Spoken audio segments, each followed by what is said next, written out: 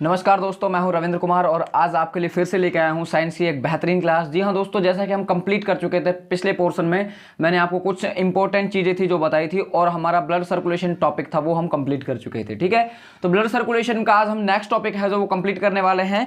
तो आरबीसी हमने कंप्लीट कर लिया था, आज हम नेक्स्ट बात करने वाले हैं, वो टॉपिक है हमारा यहाँ पर दोस्तों डब्ल्यूबीसी। जी हाँ दोस्तों, डब्ल्यूबीसी है जो एकदम अगर हम बात करें तो इसको हम आरबीसी से रिलेट करेंगे। किससे रिलेट करेंगे भाई? आरबीसी से। आरबीसी की बात करें तो आरबीसी क्या था? रेड ब्लड कार्पल्स था। तो इसका फुल फॉर्म अगर मैं बात करता हूं तो इसका फुल फॉर्म हो जाएगा यहां पर आपका व्हाइट ब्लड कार्पल्स। ठीक है, क्या हो जाएगा? इसका व्हाइट ब्लड कार्पल्स हो जाएगा। अब कार्पल्स इनको क्यों कहा गया है?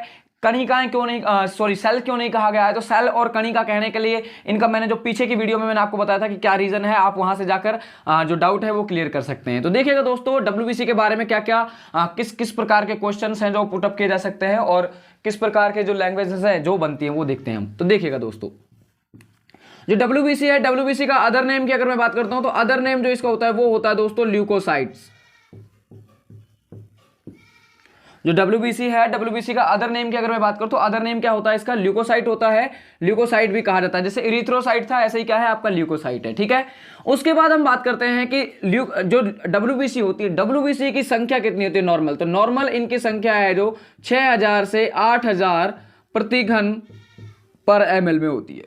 ठीक है, 6000 से 8000 इनकी क्या होती है? संख्या होती है। उसके साथ साथ दोस्तों नेक्स्ट हम बात करते हैं कि जो डब्ल्यूबीसी है, क्या है भी आपका? डब्ल्यूबीसी है। डब्ल्यूबीसी की अगर मैं बात करता हूं तो डब्ल्यूबीसी की अगर कमी हो जाती है, इस संख्या से क्या हो जाए? कमी हो जाए, तो इस संख्या से कमी होने पर क्या हो जाता है? हमें ल्यूकेमिया नामक रोग हो जाता है, जिसे हम ल्यूकेपेनिया भी कहते हैं। क्या कहेंगे भाई हम इसे? ल्यूकेपेनिया नामक रोग है वो हो जाता है, या फिर हम इसे कहते हैं दोस्तों मियादी बुखार। ल्यूकेपेनिया या फिर क्या कहेंगे? मियादी बुखार। जी हाँ दोस्तों, जो आपको आपने देखा होगा वायरल चलता है आपका, कहते हैं कि हड्डियों में दर्द होना, हड्डियों में बुखार होने पर हड्डियों में दर्द हो रहा है, तो वो कौन सा बुखार होता है? वो डब्ल्यूबीसी की कमी से हुआ आपका मियादी बुखार होता है। तो नेक्स्ट देखिएगा दोस्तों, अगर इसकी अधिकता हो जाए, अगर डब्ल्यूबीसी की क्या हो जाती है? अधिकता हो जाती है, इट्स मीन जो इनका जो 6000 से 8000 और जो इनका वॉल्यूम है, इनसे क्या हो जाता है? ये इंक्रीज हो जाता है, तो इनकी क्वांटिटी बढ़ जाती है, तो क्या हो जाता है? यहां पर हमें, आपने सुना होगा, कैंसर हो जाएगा। कौन क्या हो जाएगा भाई? कैंसर। और कैंसर भी कौन सा? लाल अस्थि मज्जा का कैंसर हो जाता है, जिसको हम दोस्तों क्या कहते हैं? जिसको हम कहते हैं कि आपको क्या हो गया है? आपको हो गया ऐसा ब्लड कैंसर। ब्लड कैंसर का नाम आपने सुना होगा। वो क्या होता है? उसमें डब्ल्यूबीसी है जो बहुत ज्यादा क्वांटिटी में क्या होती है? अपना प्रोडक्शन बढ़ा देती हैं, और प्रोडक्शन बढ़ाने पर क्या है कि डब्ल्यूबीसी की जब क्वांटिटी बढ़ जाती है तो क्या कहते हैं कि हमें ब्लड कैंसर हो गया। इट्स मीन लाल अस्थि मज्जा का कैंसर है जो हमें हो गया है। ठीक है, उसके बाद दोस्तों नेक्स्ट बात करते हैं कि जो डब्ल्यूबीसी है आपकी, क्या है दोस्तों? डब्ल्यूबीसी की, डब्ल्यूबीसी का मेन वर्क क्या होता है? जैसे आरबीसी का हमने वर्क सुना था कि हीमोग्लोबिन के साथ ये क्या करती है? कॉम्बिनेशन करती है, और कॉम्बिनेशन करके क्या करती है? ऑक्सी हीमोग्लोबिन बनाने के बाय थ्रू ये क्या करती है? ऑक्सीजन को ले जाने का काम करते हैं। तो ऐसे ही आपका जो डब्ल्यूबीसी है, डब्ल्यूबीसी का काम क्या है? तो डब्ल्यूबीसी की अगर मैं बात करता हूं दोस्तों, तो डब्ल्यूबीसी का काम होता है आपका प्रोडक्शन ऑफ एंटीबॉडीज। ठीक है, हमारे शरीर में जो एंटीबॉडी बनती है रोगों के अब एंटीबॉडी की बात करते हैं, एंटीबॉडी क्या है? एंटीबॉडी होती है आपके शरीर में रोगों से लड़ने की क्षमता, रोगों से लड़ने की क्षमता। जो रोगों से लड़ने की जो क्षमता है वो कौन प्रोड्यूस करता है हमारी बॉडी में? वो प्रोड्यूस करता है, वो है आपका डब्ल्यूबीसी है। ठीक है दोस्तों, तो इस प्रकार के क्वेश्चंस हैं जो आपसे पूछे जा सकते हैं, यहां से भी इंपॉर्टेंट क्वेश्चन है जो आपको मिल सकते हैं। नेक्स्ट देखिएगा दोस्तों, नेक्स्ट यहां पर इंपॉर्टेंट क्वेश्चन और एक क्या है कि जो डब्ल्यूबीसी होती है, डब्ल्यूबीसी के अंदर केंद्रक पाया जाता है। क्या पाया जाता है दोस्तों? केंद्रक प्रेजेंस रहता है। इट्स मीन इसके अंदर जो सेल है, सेल के सारे ऑर्गन्स हैं जो प्रेजेंस रहेंगे। इट्स मीन अगर मैं बात करता हूं, इसके अंदर माइटोकॉन्ड्रिया भी प्रेजेंस रहेगा, ईआर भी प्रेजेंट रहेगा, एंडोप्लाज्मिक रेटिकुलम, और भी जो जितने भी हमारे सेल के अंदर एक ऑर्गन होते हैं वो सारे के सारे इसके अंदर प्रेजेंट रहते हैं। जबकि अगर मैं आरबीसी की बात करता हूं तो आरबीसी है जो आरबीसी में ये सारी चीजें प्रेजेंस नहीं रहती हैं। ठीक है, काफी बार पूछ लिया जाता है क्वेश्चन, निम्न में से माइटोकॉन्ड्रिया किसके अंदर पाया जाता है? तो किसके अंदर होता है? आपका जो डब्ल्यूबीसी के अंदर माइटोकॉन्ड्रिया है जो प्रेजेंट रहता है। ठीक है, न्यूक्लियस पूछ ले वो भी किसके अंदर है, वो भी आपका WBC के अंदर प्रेजेंस रहता है। ठीक है, एक क्वेश्चन हम बात करते हैं, एक क्वेश्चन और काफी बार पूछ लिया जाता है कि WBC और RBC का अनुपात कितना है, RBC और WBC का रेशो कितना होता है, ratio of RBC and WBC। तो इनका रेशो है वो कितना रहता है, 600 अनुपात 1। कितने का रहता है दोस्तों, 600 अनुपात 1। इट्स मीन अगर 600 RBC है तो उनके कंपेयर में कितनी WBC आती है, इट्स मीन 1 WBC है जो उनके कंपेयर में आएगी। तो इस प्रकार के क्वेश्चंस हैं दोस्तों जो आपसे पूछे जा सकते हैं। नेक्स्ट देखिएगा दोस्तों,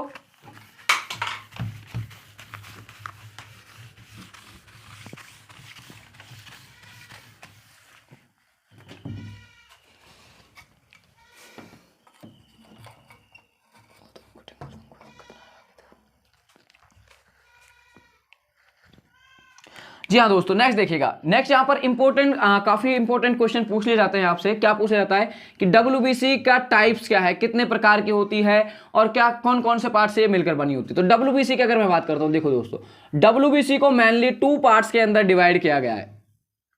जो WBC है, WBC को मेनली कितने पार्ट्स के अंदर डिवाइड किया गया है, 2 पार्ट्स के अंदर डिवाइड किया गया है। फर्स्ट होता है जो आपका ग्रेनुलोसाइट,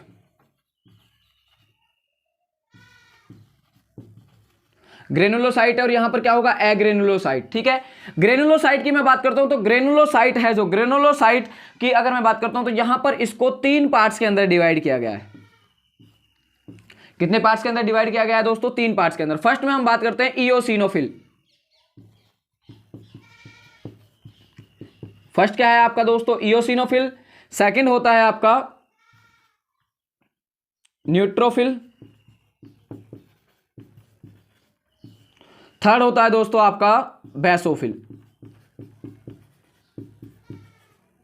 और ग्रेनुलोसाइट, एग्रेनुलोसाइट को भी आगे 2 पार्ट्स के अंदर डिवाइड किया गया है, और वो 2 पार्ट्स कौन से हैं, एक होता है दोस्तों आपका lymphocyte, lymphocytes, and other one is monocyte. ठीक है, आपका ये क्या है, ये आपका WBC का क्लासिफिकेशन है।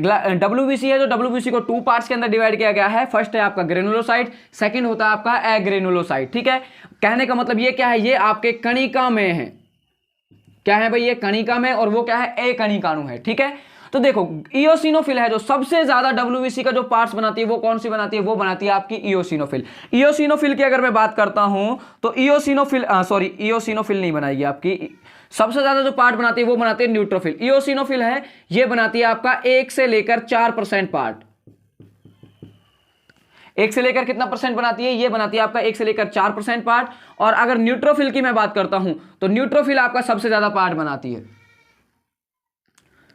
60 से लेकर 65% जो पार्ट है वो कौन बनाती है, वो आपका न्यूट्रोफिल बनाती है। और बेसोफिल की अगर मैं बात करता हूं तो 0.5 to 1% के समथिंग जो आपका WBC का पार्ट है वो कौन बनाता है, बेसोफिल बनाता है। ठीक है, तो दोस्तों बात करते हैं ईओस। ये देखिएगा दोस्तों, काफी इंपॉर्टेंट क्वेश्चन आपसे यहां से भी पुटअप कर लिए जाते हैं कि जो इओसिनोफिल होता है, इओसिनोफिल क्या करता है कि जब हमें क्या है कोई डिजीज घेरने वाली होती है, इट्स मीन हमें कोई बीमारी होने वाली होती है, तो इसकी जो इओसिनोफिल है, इओसिनोफिल क्या कर देगा, अचानक से बढ़ जाता है। इट्स मीन हमारा जो बॉडी है, बॉडी में क्या है, सेंसर लगे होते हैं जो हमें क्या करते हैं, सिग्नल देते हैं आपको पहले ही कि आप बीमार पड़ने वाले हो। कब पता लगता है कि जब इओसिनोफिल बढ़ जाता है। इओसिनोफिल क्या हो जाता है, बढ़ जाता है। और इओसिनोफिल मेनली जो बढ़ता है वो बढ़ता है दोस्तों कुकर खांसी के समय। कुकर खांसी नाम की आपने खांसी है जो सुनी होगी, जिसमें जब खांसते तो सीटी लाइक आता है, सीटी सा आता है। ठीक है, गला सूखने लगता है, तो वो कुकर खांसी होती है। ठीक है, न्यूट्रोफिल क्या है, न्यूट्रोफिल क्या करता है, जो भी हमारे बॉडी के अंदर जो भी बैक्टीरिया वगैरह हैं या एंटीजन वगैरह हैं जो आए हुए हैं, जो रोग फैला रहे हैं, उनको क्या करता है, ये मारने का काम करता है। उसी प्रकार से क्या करता है, बेसोफिल है, ये भी इसके साथ वर्क करता है। ठीक है, इसके साथ साथ दोस्तों मैं बात करता हूं कि आपका न्यूट्रोफिल और लिम्फोसाइट्स, न्यूट्रोफिल और लिम्फोसाइट्स दोनों मिलकर क्या करते हैं, एंटीजनों का भक्षण करते हैं। इट्स मीन जो बैक्टीरिया आए हुए हैं उनको मारने का वर्क ये करते हैं। ठीक है दोस्तों, लिम्फोसाइट्स की अगर मैं बात करता हूं तो लिम्फोसाइट्स आगे 2 पार्ट्स के अंदर डिवाइड है, B lymphocyte and T lymphocyte. ठीक है, बी लिम्फोसाइट्स होते हैं और क्या होते हैं, टी लिम्फोसाइट्स होते हैं। उसके बाद 1 नंबर में एक इंपॉर्टेंट क्वेश्चन और आपसे पूछ लिया जाता है कि हमारे शरीर की सबसे बड़ी WBC कौन सी है। तो हमारे शरीर की सबसे बड़ी जो WBC है वो कौन सी है दोस्तों, वो आपकी मोनोसाइट होती है। कौन सी होती है दोस्तों, मोनोसाइट है जो सबसे बड़ी WBC है आपकी। ठीक है, तो ये आपका क्या था, WBC का पार्ट था। ठीक है, तो अब हम इसके बाद जो हम बात करने वाले हैं वो हम प्लेटलेट्स को लेने वाले हैं। तो ब्लड का कंपोजिशन है वो हम कंप्लीट कर लेंगे आज। तो नेक्स्ट देखिएगा दोस्तों किस प्रकार के क्वेश्चन और बनते हैं। आई होप आपको सब कुछ समझ आ रहा होगा, और अगर आप चैनल पर नए हैं तो चैनल को शेयर और सब्सक्राइब जरूर कर दें। और आज का जो एम रखा है हमने इस वीडियो का वो 1000 वीडियो आज का जो हमने एक एम रखा है वो रखा है इसमें 1000 लाइक का। तो फटाक से लाइक कर दीजिएगा, जिससे हमें मोटिव मिलता है, ताकि मैं आपके लिए हर रोज ऐसी वीडियोस है जो प्रोवाइड करा सकूं। ठीक है दोस्तों, तो नेक्स्ट देखिएगा। नेक्स्ट हम बात करते हैं, नेक्स्ट है आपका प्लेटलेट्स। नेक्स्ट है आपका प्लेटलेट्स। प्लेटलेट्स को दोस्तों बिंबाणु भी कहा जाता है। क्या कहा जाता है भाई? प्लेटलेट्स है जो प्लेटलेट्स को क्या कहा जाता है? बिंबाणु भी कहा जाता है। ठीक है, उसके बाद देखो, उसके बाद हम बात करते हैं कि जो प्लेटलेट्स हैं, प्लेटलेट्स का निर्माण कहां होता है। काफी बार इंपॉर्टेंट से इंपॉर्टेंट क्वेश्चन है दोस्तों, मोस्ट लगा लीजिएगा इसको। निर्माण कहां होता है? देखो जनरली अगर हम बात करते हैं तो जनरली हम बात करते हैं कि जो आरबीसी है, डब्ल्यूबीसी और प्लेटलेट्स है, इनका निर्माण कहां होता है? इनका निर्माण होता है लाल अस्थि मज्जा में। लेकिन इससे डिफरेंट टाइप का क्वेश्चन पूछा जाता है कि प्लेटलेट्स का निर्माण कहां होता है। तो कहां होता है? आप सबको पता है लाल अस्थि मज्जा में होता है। अगर लाल अस्थि मज्जा नहा दिया हो तो क्या करेंगे? तो दोस्तों लाल अस्थि मज्जा के अंदर मेगा कैरियोटिक कोशिकाएं होती हैं, मेगा कैरियोटिक सेल्स होती हैं, जो क्या करती हैं? जो प्लेटलेट्स का फॉर्मेशन करती हैं। और ये किसमें होती है मेगा कैरियोटिक कोशिकाएं? लाल अस्थि मज्जा में ही होती हैं। जी हाँ, देखिएगा दोस्तों क्या होता है कि जो प्लेटलेट्स है, प्लेटलेट्स का निर्माण कहाँ होता है? प्लेटलेट्स का निर्माण तो लाल अस्थि मज्जा में ही है, लेकिन इनके अंदर विशेष टाइप की, स्पेशल टाइप की सेल्स होती हैं, जिन सेल्स को हम कहते हैं मेगा कैरियोटिक सेल्स। तो इंपॉर्टेंट क्वेश्चन है, यहां से पुटअप किया जा सकता है कि मेगा कैरियोटिक सेल्स में किसका निर्माण होता है? तो किसका होता है? प्लेटलेट्स का निर्माण जो कहां होता है? मेगा कैरियोटिक सेल्स के अंदर होता है। ठीक है दोस्तों, नेक्स्ट देखिएगा। नेक्स्ट हम बात करते हैं कि जो प्लेटलेट्स है, अगर प्लेटलेट्स की कमी हो जाती है, प्लेटलेट्स की क्या हो जाती है? कमी हो जाती है। तो कमी से कौन सा रोग होता है? तो कमी से यहां पर दोस्तों जो रोग होता है वो होता है थ्रोम्बोसाइटोपेनिया।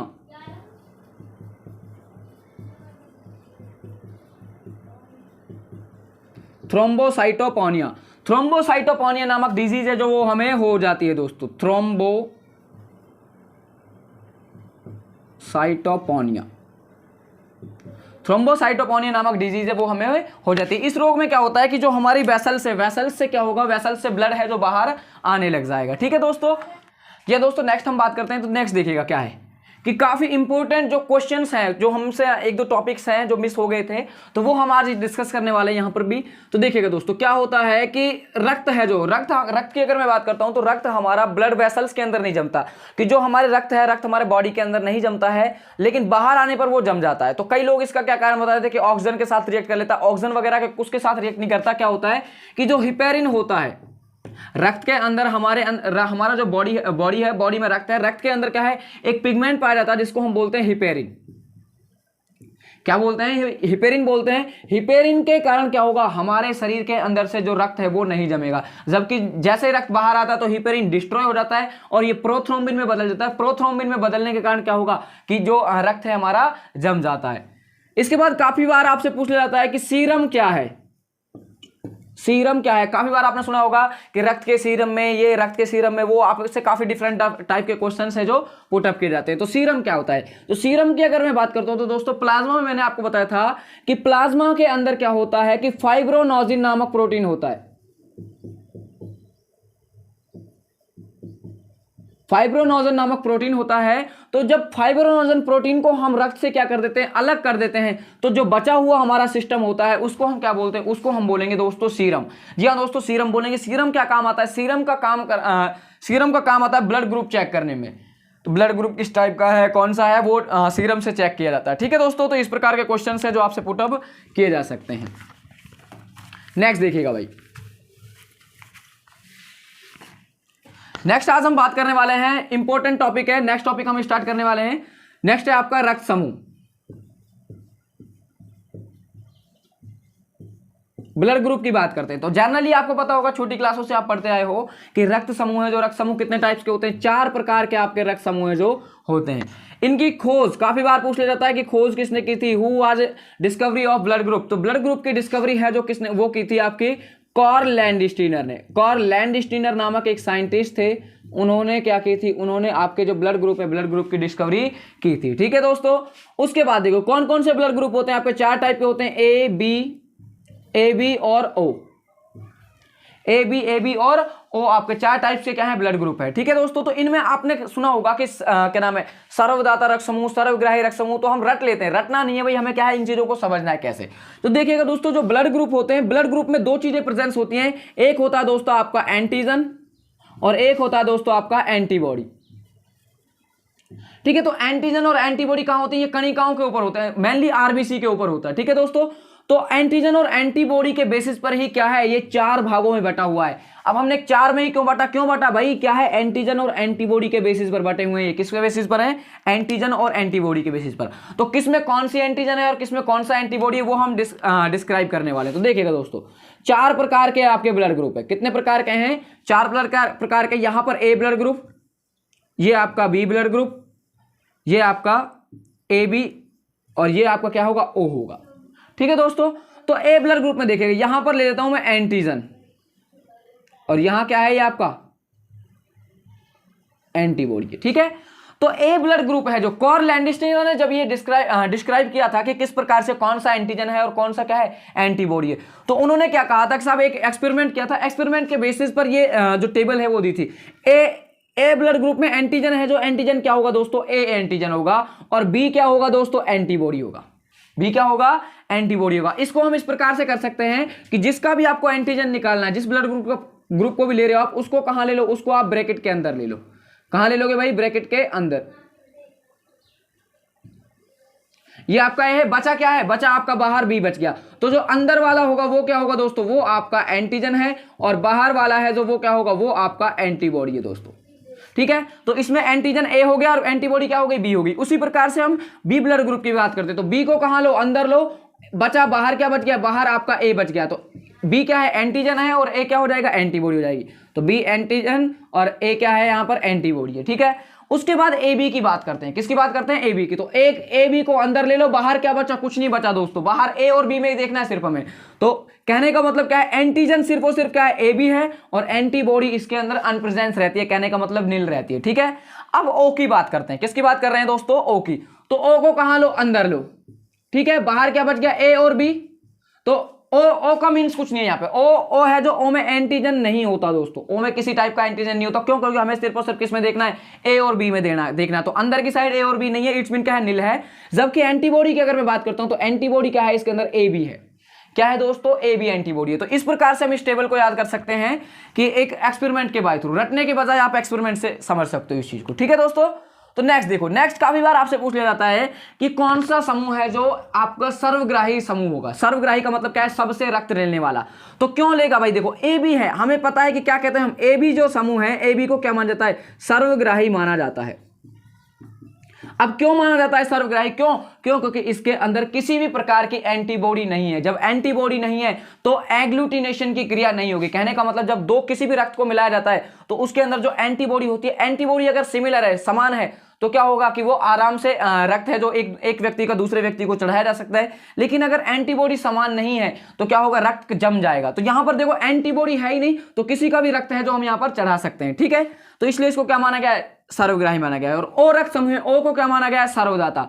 अब सर्वदाता क्यों माना गया, क्योंकि इसके अंदर जो एंटीजन है, एंटीजन एंड प्रेजेंस है। एंटीजन क्या है भाई, अनप्रेजेंस है, ये किसी को भी दे सकता है। इट्स मीन यहां पर जो ए और बी है, ये क्या करेगा, ए भी ले सकता है, इसका बी भी ले सकता है, और क्या है, ए बी भी ले सकता है। इसलिए इसको क्या कहा जाता है, सर्वदाता रक्त समूह जो कहा जाता है। तो इसी प्रकार से दोस्तों आपके छोटे छोटे टाइप के क्वेश्चंस हैं जो इंपॉर्टेंट हैं, वो आपको एग्जाम में पूछे जा सकते हैं। तो नेक्स्ट देखिएगा दोस्तों, क्या है अगला टॉपिक हम डिस्कस करने वाले हैं,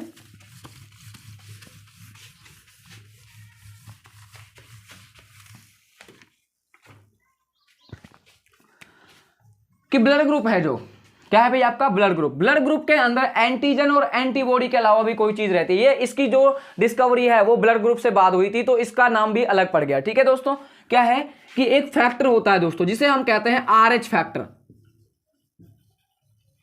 एंटीजन और एंटीबॉडी के अलावा जो ब्लड है, ब्लड में दो एक चीज और प्रेजेंस होती है जिसे हम कहते हैं RH फैक्टर। ठीक है, और RH फैक्टर भी आपका इंपॉर्टेंट है दोस्तों। तो RH फैक्टर की डिस्कवरी है वो आपके कार्ल लैंडस्टीनर ने ही की थी।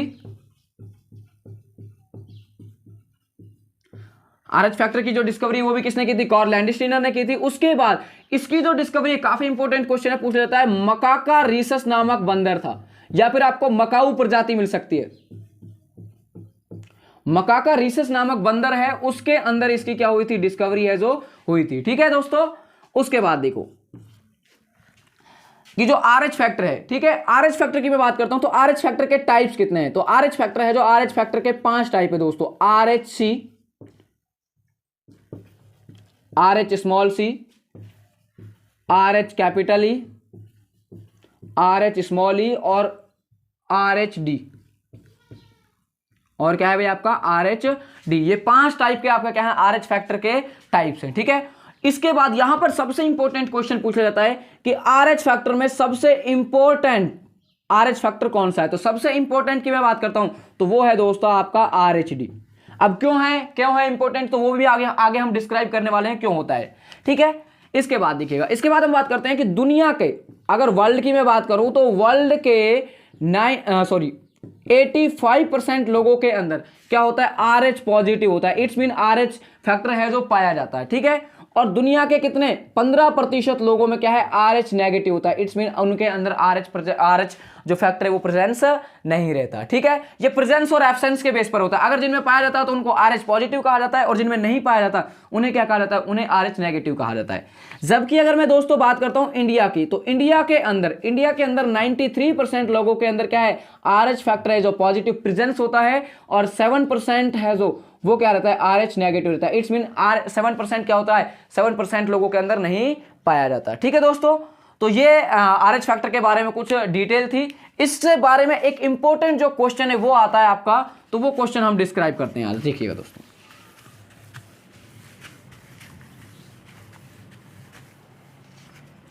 क्या क्वेश्चन आता है, क्वेश्चन आता है कि रक्त बेजोड़ता क्या है। क्वेश्चन क्या होता है, रक्त बेजोड़ता,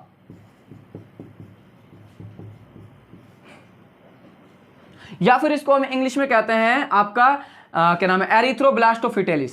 क्या बोलेंगे दोस्तों इसको, एरिथ्रोब्लास्टोफिटेलिस। ठीक है, तो रक्त बेजोड़ता क्या होती है। रक्त बेजोड़ता की अगर मैं बात करता हूं तो यहां पर क्या है, सपोज करो आपका यह मेल है और ये क्या है भाई यहां पर फीमेल। ठीक है, तो इनका विवाह हो गया, इनका क्या हो गया, विवाह। लेकिन दिक्कत कब आएगी, दिक्कत तब आएगी जब RH पॉजिटिव मेल है और RH नेगेटिव क्या हो, फीमेल हो। RH पॉजिटिव मेल हो और RH नेगेटिव क्या हो, फीमेल हो। तो जैसे ये क्या करते हैं, ये फर्स्ट बच्चे की प्लानिंग करते हैं, तो पहला बच्चा क्या होता है, पहला बेबी जो होगा इनका वो कैसा होगा, वो एकदम नॉर्मल होगा। ये पहला फर्स्ट बेबी है, जो फर्स्ट बेबी कैसा है भाई यहाँ पर, नॉर्मल है। कैसा है, नॉर्मल। लेकिन अब क्या होगा कि जो RH पॉजिटिव से यहां से स्पर्म गए थे, क्या गए थे, स्पर्म, तो ये कैसा था, RH पॉजिटिव, और ये गए कहां, मां के भ्रूण में। कहां गए भाई, मां के एम्ब्रियो में गए। तो एम्ब्रियो में जाने पर क्या होगा, जो RH नेगेटिव होता है, RH नेगेटिव जब ये डिलीवरी होती है फर्स्ट टाइम में डिलीवरी होती है, तो जो आपका एम्ब्रियो है, एम्ब्रियो और मां का जो ब्लड है वो आपस में क्या होता है, मिक्सअप हो जाता है। मिक्सअप होने पर क्या होगा कि मां का जो ब्लड है, मां के ब्लड में क्या होगा, एंटीबॉडी बन जाएंगी बेटा। क्या बन जाएंगी भाई, एंटीबॉडी बन जाएंगी। एंटीबॉडी किसके लिए बन जाती है, वो बन जाती है दोस्तों RH पॉजिटिव के लिए। इट्स मीन ये क्या कर देगा, अब इसके अंदर क्या है, एंटीबॉडी बन गई है, इसके प्रति क्या है, बमबारी बना चुका है। क्या बना चुका है कि RH पॉजिटिव अब दोबारा आएगा तो उसको मैं क्या कर दूंगा, नष्ट कर दूंगा। तो क्या होता है, जैसे ही दोस्तों ये क्या करते हैं, दूसरे बच्चे की प्लानिंग करते हैं। इट्स मीन दूसरे बच्चे के लिए इंटरकोर होते हैं। तो इंटरकोर होने पर क्या होगा, जैसे ही ये क्या होगा, इसका फर्टिलाइजेशन होगा, निषेचन होगा। तो निषेचन नहीं होगा, या फिर क्या है कि जो बेबी है वो डिस्ट्रॉय हो जाएगा। बेबी क्या हो जाएगा, डिस्ट्रॉय हो जाएगा, जिसको हम कह सकते हैं मिसकैरेज।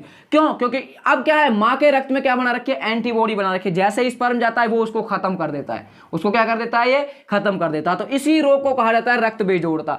तो अब इसको खत्म करने के लिए क्या करें भाई, इसका उपाय क्या है, तो उपाय एक ही उपाय है भाई। क्या उपाय, आप क्या कर सकते हो, जब आपको शादी हो तो शादी के लिए आप पूछ सकते हो कि साहब लड़की का ब्लड चेक कराओ, तो ब्लड हम चेक नहीं करा सकते। ठीक है, दोनों पिटेंगे वरना। तो देखिएगा भाई दोस्तों, क्या करना होता है, इसके लिए आपको क्या करना है, इसके लिए आपको करना है दोस्तों कि जब आपका फर्स्ट डिलीवरी होता है, अगर ऐसा केस हो भी जाए तो जो फर्स्ट डिलीवरी होगी, फर्स्ट डिलीवरी के टाइम पे क्या है, आप 24 घंटे के अंदर अंदर एक प्रतिरक्षा होती है, इम्यूनिटी होती है, उसका इंजेक्शन लगवाया जाता है। उसको हम कह सकते हैं IgG। क्या कह सकते हैं कि IgG एंटीबॉडी का इंजेक्शन लगवाओ, या फिर हम कह सकते हैं कि RHD का इंजेक्शन लगवाओ। RHD मैंने बताया था ना, RHD सबसे इंपॉर्टेंट है। क्यों, क्योंकि RHD के अंदर जो इम्यूनिटी होती है वो कौन सी होती है, IgG होती है। ठीक है, या फिर यहां पर आपको रोहोगम भी मिल सकता है।